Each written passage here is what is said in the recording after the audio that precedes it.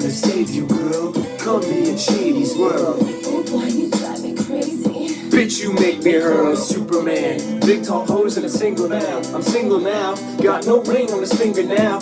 Hello everybody, my name is Brutality, and I played that song because it fits in, and we're also Eminem all geared up today, but also because it fits into the story, because today I will be talking about my worst ever relationship and or the time that I had a girl in that bed right there, completely naked, and didn't have sex with her. I haven't decided on which title I want yet. The girl who I had in that bed and the girl I was in the worst relationship I ever had with, her name was Ashleana.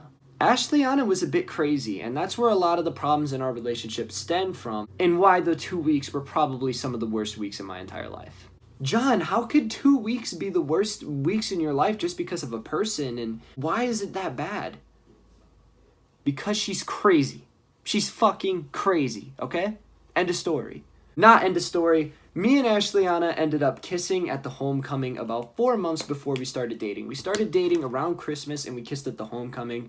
Not the one that I talked about in the previous video, but the one that was a year after that. After me and Ashleana kissed, I wasn't ready to get into a relationship. I was still tied up on my last relationship, and I didn't completely lose feelings for that person. So I told Ashleana that the kiss didn't mean anything. It was just lust because I was vulnerable and sad and upset because of my last breakup. She said okay, and she seemed to think that it was the same deal. She didn't think that she had feelings for me. She told somebody at the dance who ended up telling me that she said she didn't have feelings for me and didn't want me to get attached. So I was like, okay, great. So I called her the following night, and I was like, hey, so I heard that, you didn't have feelings. I don't have feelings either, so if you want, we can just put this in the past and it can just be let go. She starts crying on the phone though, and I don't know why. I remember asking her why, and I don't remember if she ever gave me a reason. I just kind of told her, like, it's okay, relax, it's fine. And she said, no, it's not fine. It ruined our friendship and stuff like that. I'm like, no, it doesn't have to ruin our friendship. We should both be on the same page here. She just keeps going and going and going. And at this point, I'm thinking, oh, what the fuck? I'm like, why are you so upset? I couldn't figure it out. We didn't end up talking for 2 months because she forced it to ruin our friendship when it didn't have to. After about 2 months passed, we end up talking again. And this time, John's a little bit more free now. He's not drawn out on his last relationship as much, and he's ready to move on. So I kind of had feelings for Ashleana, and obviously since we kissed before, I had some sort of attractiveness to her. So I figured, why couldn't it work? Our relationship started on Christmas Day. What ended up happening was that I didn't have anything to do for my Christmas Day. My family didn't really do anything, so I ended up going out with her family, and we had a pretty decent time. Once we got back to her house, though, this is when the cracks immediately start to show. She wants to have sex, and I didn't want to. This is day one. Most of the relationships that I get into, I want to mean something. So yes, I didn't want to have sex right away. Because then if it doesn't end up working out, it makes it look like I might have used her or she used me. It could have been ugly. Then additionally, I remembered how she acted with the kiss, and I figured if I had sex with her, she would become very, very attached and get very, very emotional if I tried to pull out. And I didn't want her to do anything she would regret. This ended up creating a lot of tension in between us. So 3 days passed. Her birthday is on the 28th, and obviously Christmas is on the 25th. On one of the days in between that, I don't remember if it was the 26th or the 27th, I ended up going bowling with 2 girls and a guy. It was just a friend thing where we all went bowling. Ashleana, flips out and gets mad that I didn't work a day and didn't try to hang out with her. And I was just like, what are you mad about? What? You want to repeat that for me so I can really understand it? I didn't get it. It was just like, space. Have you ever heard of it? We end up continue fighting about this, and eventually she says on the night of the 27th, you are not coming to my fucking birthday tomorrow. And I was like, okay. And I turned off my ringer and I went to bed.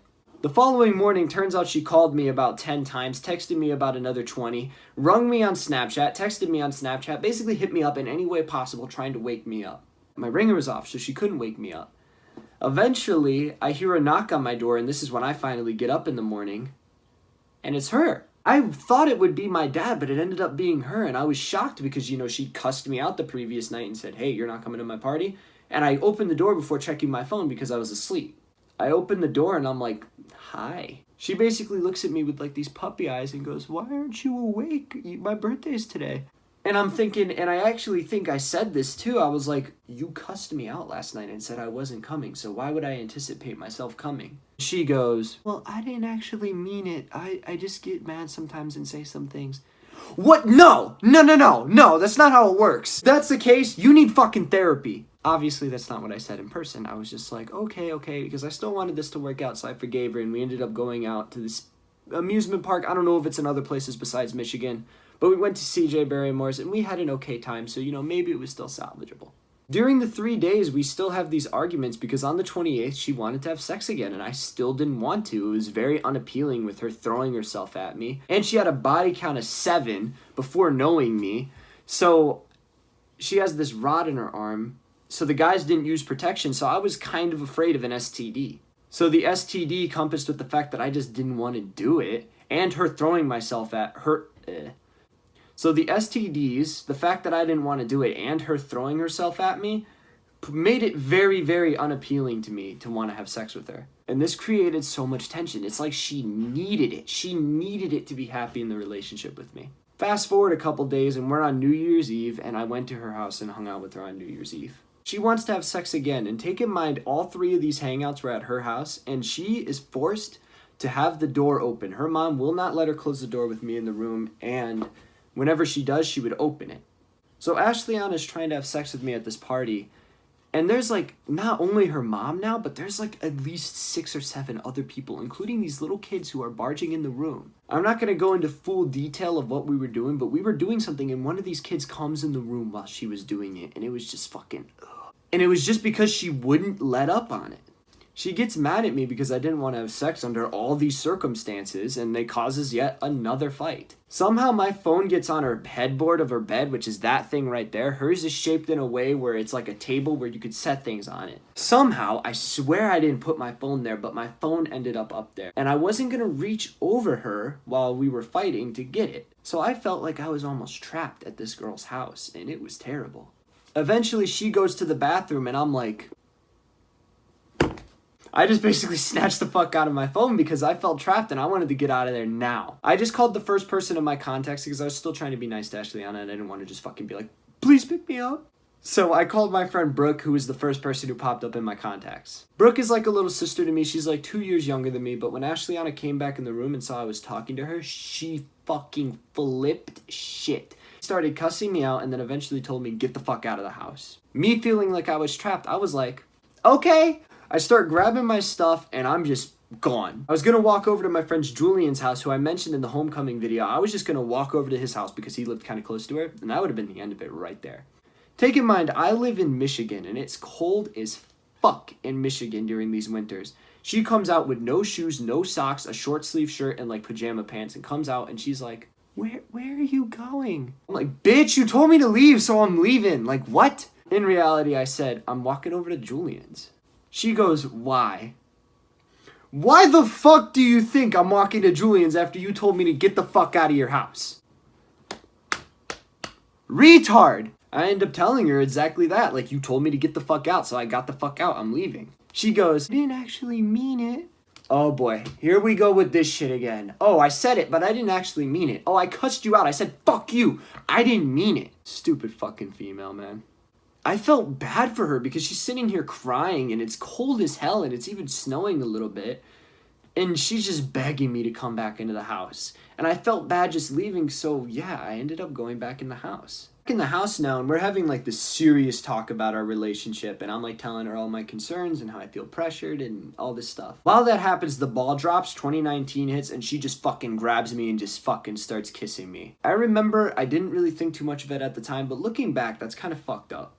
Also kind of funny, but also kind of fucked up. A little bit after New Year's, about 3 days after New Year's, we're finally back in school, and I believe it was the Tuesday after we came back, so just one day after we came back, and she was gonna come over to my house this time. So we end up coming over to my house after school. She basically just is desperate to come over for some reason. She doesn't even have a ride planned to get back. I think she called off work that day to come over. It was just crazy. While she's over at my house, we end up playing this game called Matching Cards. And it was something that I came up with, and I regret coming up with this idea, but she was so upset over not having sex, so I figured maybe that would help the relationship, because I still wanted it to work. So we played this game called Matching Cards, but we played it strip version. So whenever one person got a match, the other person would take off their clothes. So she's sitting here, and I'm sitting over here at the end of the bed, literally this bed, and we're just kind of trading matches and, just undressing. Well, we get fully undressed, and then I realized that, I don't want to do this, and it was just the pressure and, all this stuff circling in my head that made me want to, and I told her that, and I was like, I'm sorry. She got fumed, and obviously after that situation, it was pretty awkward in the house. Me and her are sitting in my room. I'm sitting in this chair right here in front of this TV that I have the camera leaned up on, and she's sitting on the bed, and it's just dead for 2 hours. Those 2 hours are almost as bad as the spending the time with Danielle in the car, man. It was almost that bad, the awkwardness that was at that moment. Eventually, I called Danielle and was like, hey, Ashliana needs a ride home, because she had threatened to walk out and walk home in the cold-ass weather 8 miles up to her house. So I called Danielle, and I was going to pay Danielle to give her a ride to get her back home.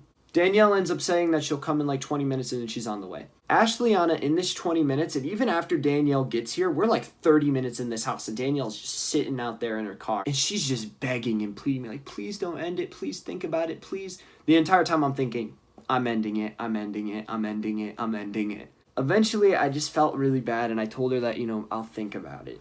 And then she ended up leaving. I had to pay Danielle $20 to drive her home. I paid someone I don't like $20 just to get somebody else out of my house. It was that bad. Relationship at this point was pretty much over, and I remember it was the day before I broke up, and I went to go talk to Ashliana's mom about it, because me and her mom have gotten kind of close, and I wanted to, tell her that I was going to break up, because me and her had talked, and I didn't want to scumbag her like Ashliana's last boyfriend did. When I told Ashliana's mom, she cried. I see why Ashliana is the way she is now, because her mother is just, what? Who cries when a girl's high school relationship boyfriend is going to break up with them? What the hell? Anyway, the following day, I ended up breaking up with Ashliana, and people asked me why I wear this ring right here. There's another one. There's this one on my middle finger that I wear all the time, number 1, guys, and then there's this one. Ashliana had this one, the one that I don't wear. I wanted it back, so in the baking class, which was the class we had together, we're sitting there, and we're not talking. We're sitting at separate tables. Ashliana was sitting with 2 of our mutual friends, and then she went to the bathroom, and I ended up sitting there. I seen her come back, and I moved to give her a seat back, and she just went and sat at a different table. Later in a group chat, she texted that she thought that the friends betrayed her by talking to me. What? This isn't the Cold War. What the fuck are you talking about?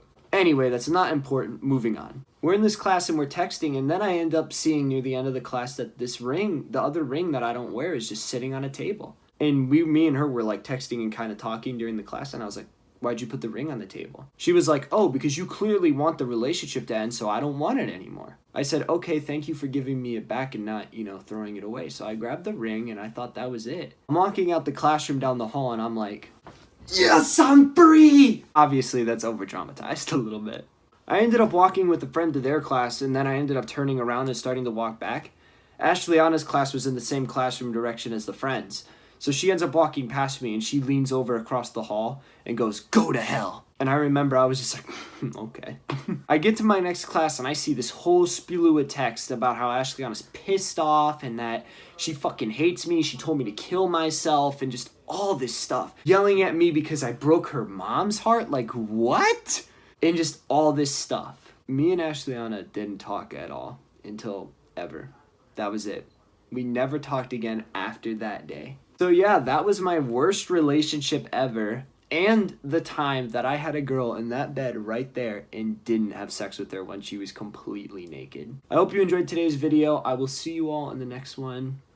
Bye. Oh, and moral of the story, just stay fucking single. It's way easier. Because these chicks don't even know the name of my band, but they're all on me like they wanna hold hands. Cause once they blow, they